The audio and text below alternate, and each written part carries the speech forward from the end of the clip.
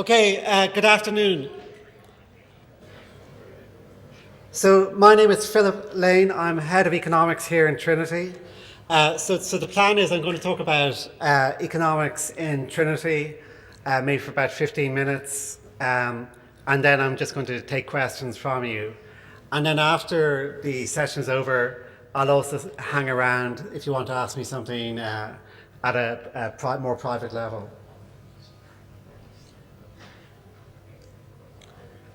So essentially, my presentation has two elements. One is why study economics as opposed to anything else, and then the second element will be why study economics here in Trinity.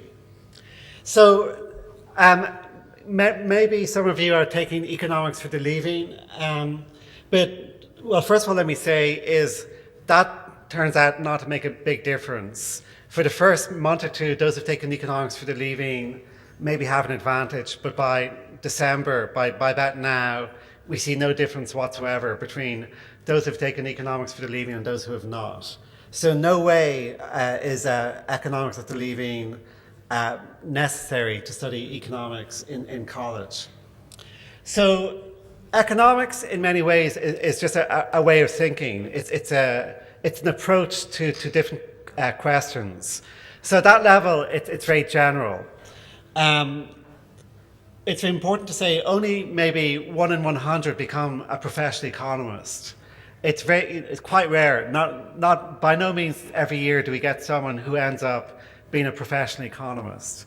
So most people end up doing something else in terms of their post-university life. You might go into business. That's obviously where most people end up. A lot of people go into the financial world, but economics is also very relevant for any kind of strategic role.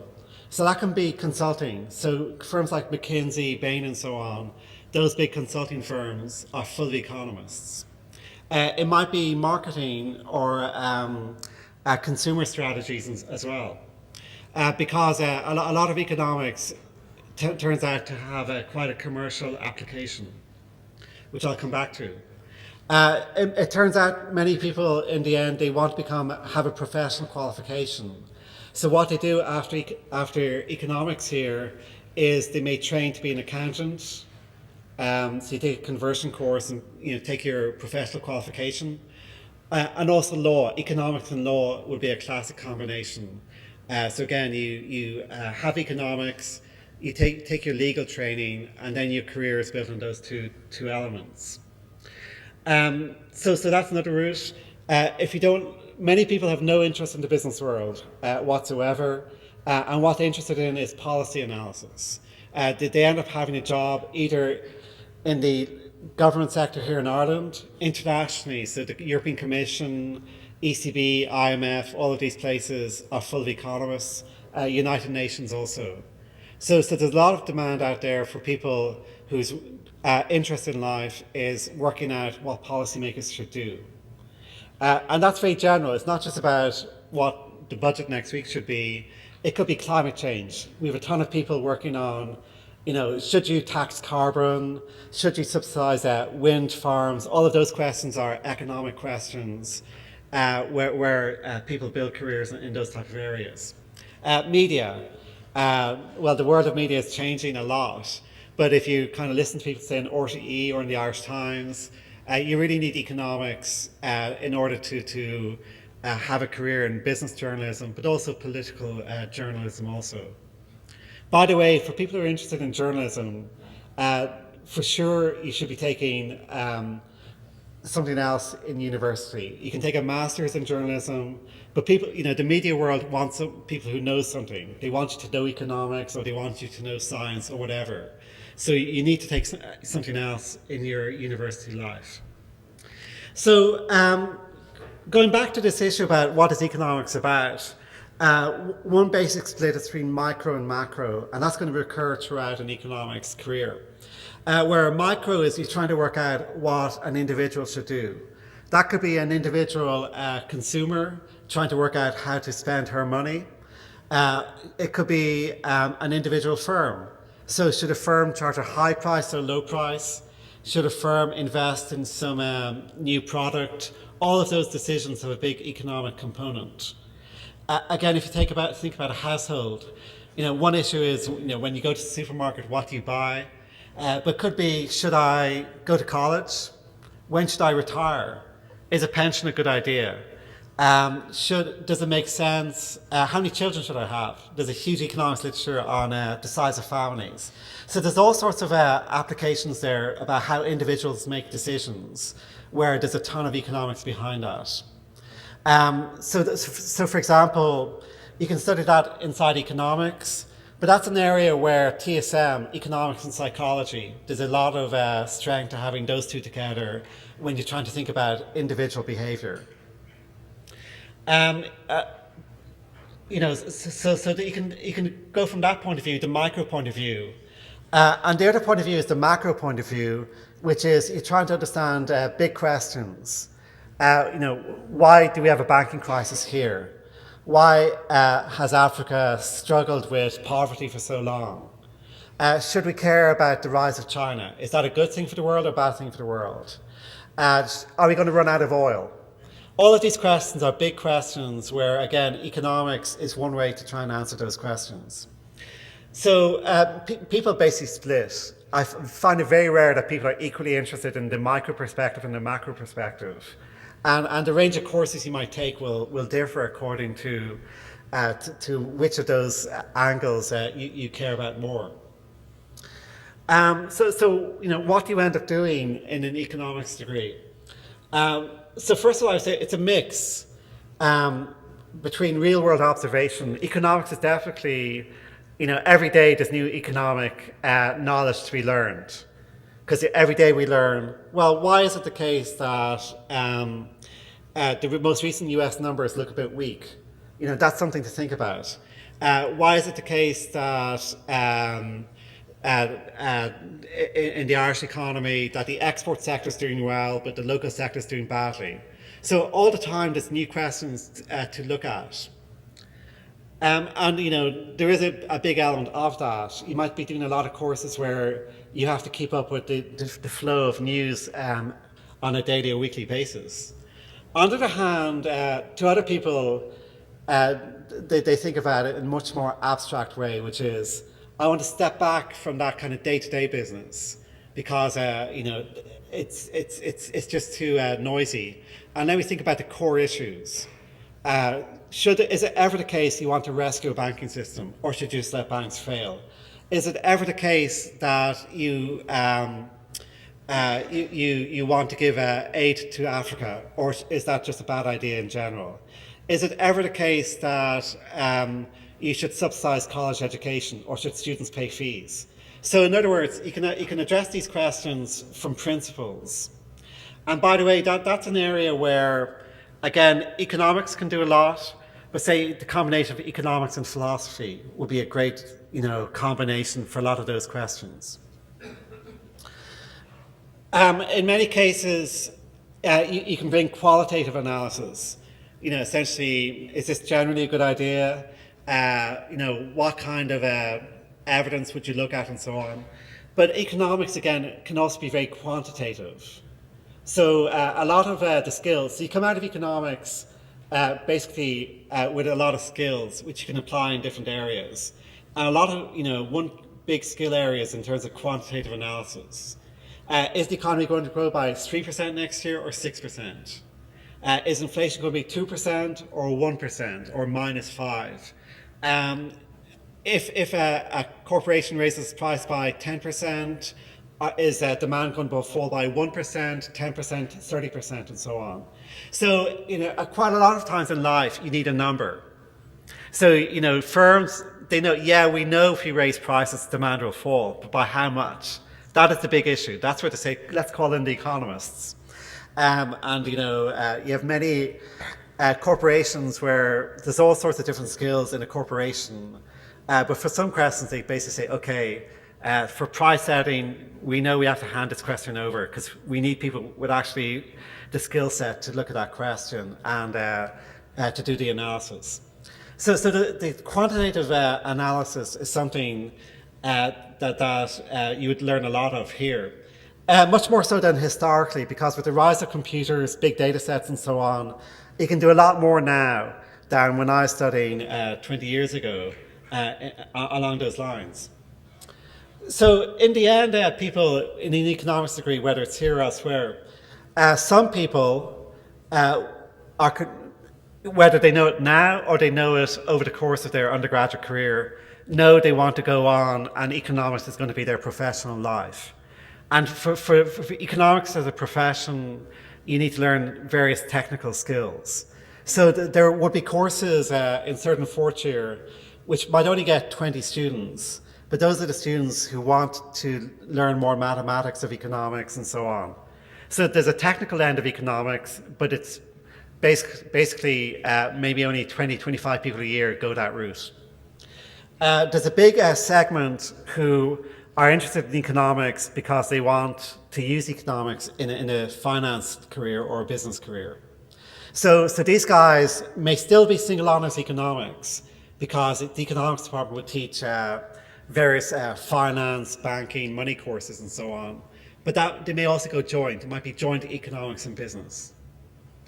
And then the third group would be the policy group, which again, they may say, well, I want to be an expert in economic policy analysis.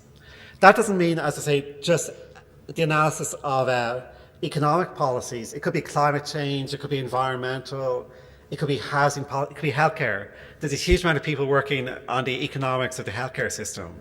Should you shut down beds in this hospital or shut down beds in that hospital? If you impose a user charge on pharmaceuticals, how many people end up getting sick later on? So there's loads of questions in healthcare, which comes from an economics point of view. So you could do that from an economics perspective. Again, it could be joint. You could do economics and political science because you want to understand, yeah, we know what the government should do, but are they really going to do it? What are the political constraints? So that's a classic degree also, economics and political science. Again, the labour market. You can study that from an economic point of view, or it could be from a sociological point of view. How really are, let's say, for example, you have a workforce where they know the corporation is doing badly. Under what circumstances is the culture of that firm going to enable it to survive, and where the workforce is going to be supportive of management? Under what circumstances is the sociology of the workplace such that it's antagonistic and there's a conflict and so on? So economics and sociology is another area, especially in terms of labour economics, where there's a lot of crossover. So, from what I'm saying here is there's many different ways to understand what economics is about. There's a huge variety of outcomes. People end up doing all sorts of different jobs, some of which they use economics all the time. In other cases, the economics is just one flavour in what they're doing. So let me narrow that down. What I just said there, I think, applies to wherever you study economics. So the question is, what does Trinity have to offer? And one basic point here is you do have to make choices because economics can be done in different ways. The best program gives you the most economics because although year one has the mix where you take business, politics, sociology, and so on, after year one you could become a single honors economics. You take a lot of courses in economics. So under BESS, you can come out with a single honors economics degree, which everyone understands. You've taken a ton of economics. Having said that, within BESS, it also gives you that platform in year one where you take a lot of different courses to know, well, I thought I liked economics, but in fact I don't. I'm going to do something else. Or I really want to have the flavour of economics and business, or economics and sociology, or economics and political science. So you can take a lot of joint degrees within the BESS program. TSM gives you that joint degree flavour, but you're kind of locked in from day one. So you can specialise in year four. So in year four, you can just take economics or just drop economics. But until then, you're essentially 50-50 between economics and some other course. So that's a strength if you really know what you want to do. So some of the classics are economics and psychology, Economics and mathematics is another classic combination, but there are a lot of other ones within the TSM program. And in the last number of years, we've introduced PPES, which is Politics, Philosophy, Economics, and Sociology. And the reason why that is, again, it's a kind of classic approach, is in Oxford, PPE, Politics, Philosophy, and Economics, is the main social science degree in Oxford. So PPES is very similar, except we added on sociology. So again, within that program, you can end up just doing economics in final year. You can end up doing joint honours between economics and one of the other subjects, or you can take a mixed degree. So again, that's for those, because there are plenty of people who like economics, but they definitely know that their main interest is not from the business point of view, it's from the point of view of, how the world works, trying to understand how the world works, or from a policy point of view is how can I contribute to making the world a better place through policy making and so on.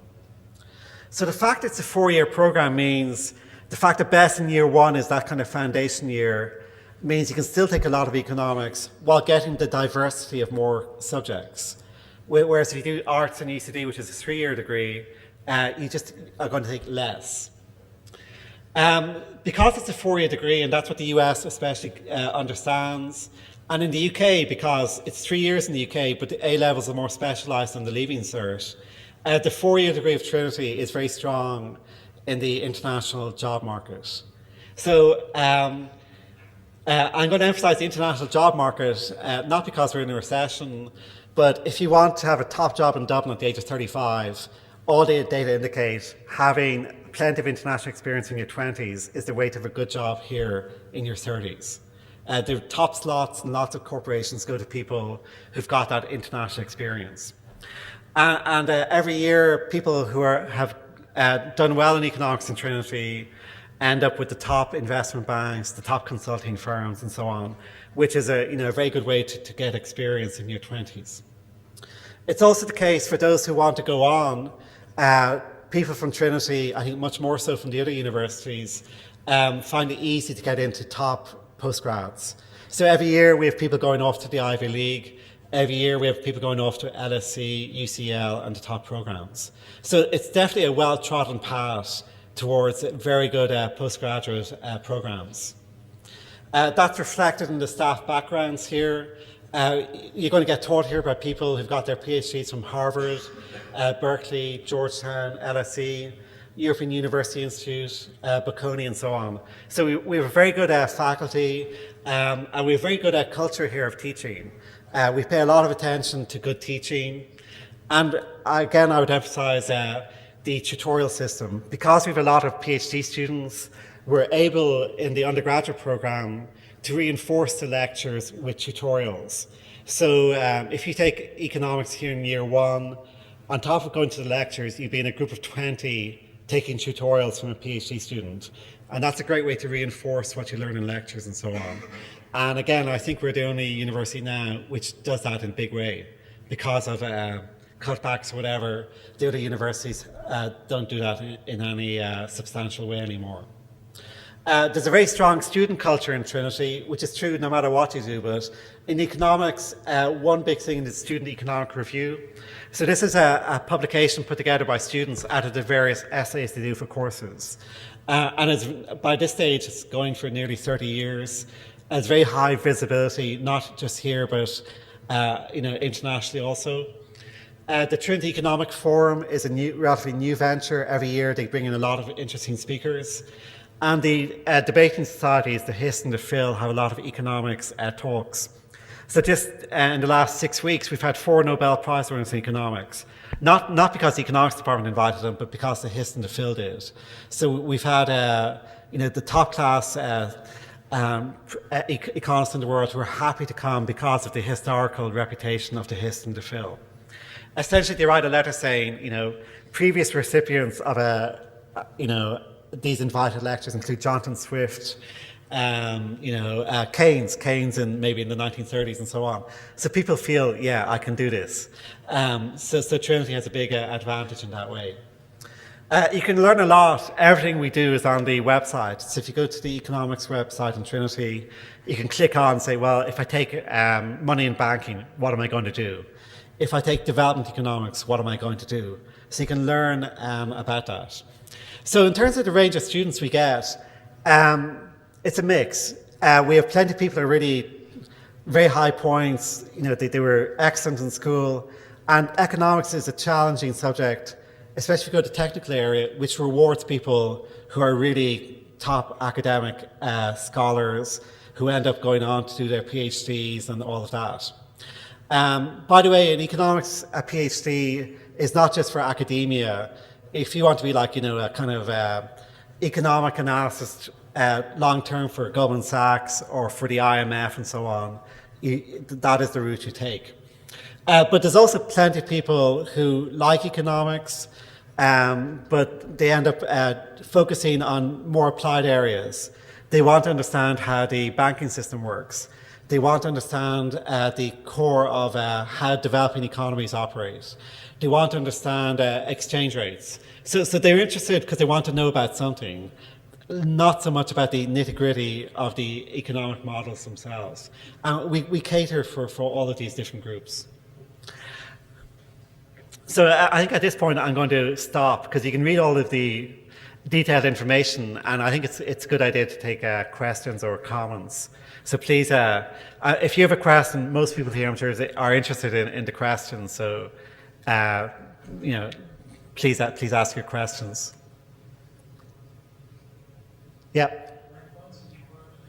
It ranges. I mean, I think best was like 495 last year. Some of the TSM options are in the mid 500s. So it depends on what you want to do.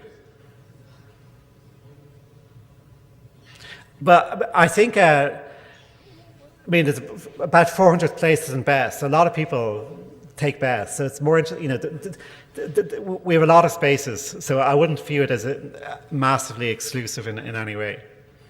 And another point to say is, honestly speaking, I should say, by the way, about 75% of people either get a first or 2-1 in the end. So it's harder to get in than to do well. You know, we'd prefer to triple the size of economics, but the government doesn't operate like that. So in other words, economics can be studied with a lot fewer points than 495, but it's just there's a limited number of spaces, and that's the competition. Yeah. For a degree in PBES, how easy is it to study a year ago in the States? So in general, there are many ways to take a year away. It depends within PPES what subjects you do. So economics, for example, we'd have because economics is more or less the same around the world. So in the US context, there are programs with the University of California, with Georgetown, with Boston College in particular. But some people design their own exchange. Whereas I think philosophy, for example, they have a kind of more narrow program, and they're more reluctant to encourage people to go overseas because they say, well, it's crucial you take these courses, and if you go overseas, you may not have those available. So it depends on within PPES what you do. Yeah.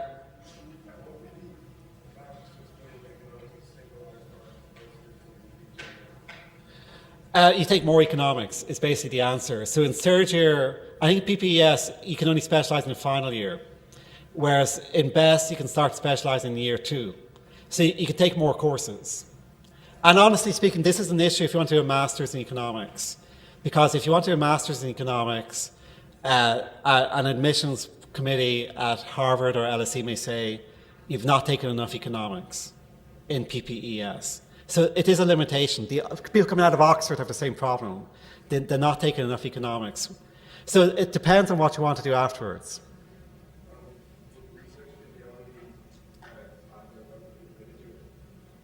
For postgrad, no, I think I was trying to say it earlier on. De facto, if you want to be a professional economist, say for an investment bank or for the IMF or the European Central Bank or the Irish government for that matter, a PhD is the professional qualification. So people have to stay on if they want to be a professional economist. Yeah. What you just said about economics, taking economics to a higher level was very good. Yeah. With regard to ECS, does that also apply to the other subjects? Or only My guess on the other subjects, because the postgraduate level would not be as technical as in economics, they would be fine. But economics, because you need to, it's progressive in terms of technical material.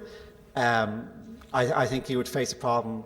Also, that's also true with TSM, unless you're doing economics and mathematics, because mathematics is technical also. So I think you should be aware of that if that's in your midterm future.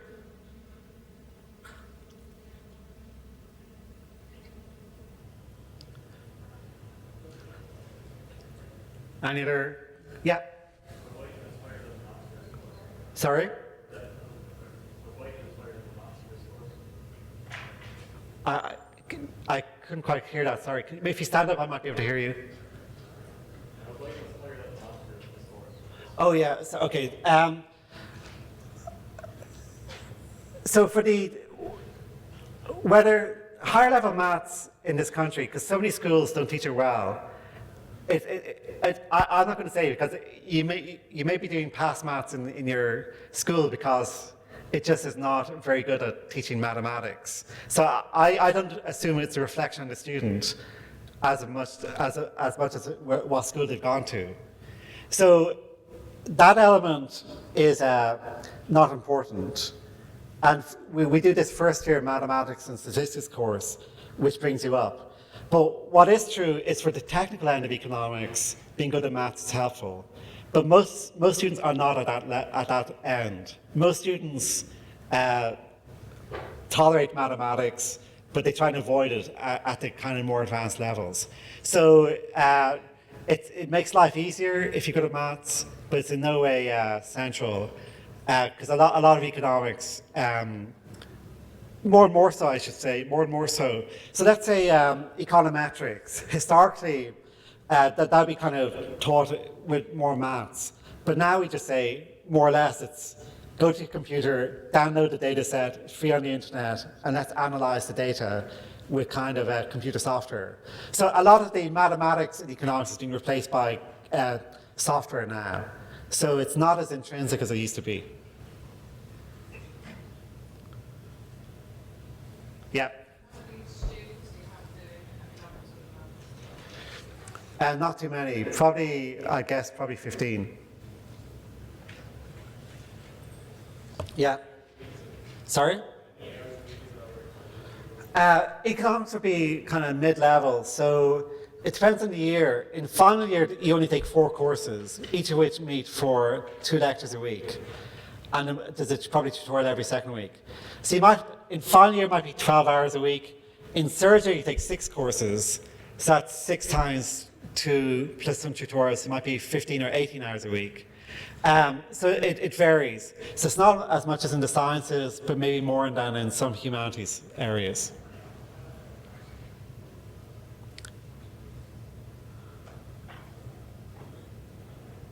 Okay, I'm very happy. I'm going to stand here. You can come up and ask your questions, but if there's no more general questions, we can stop here. Okay, thank you.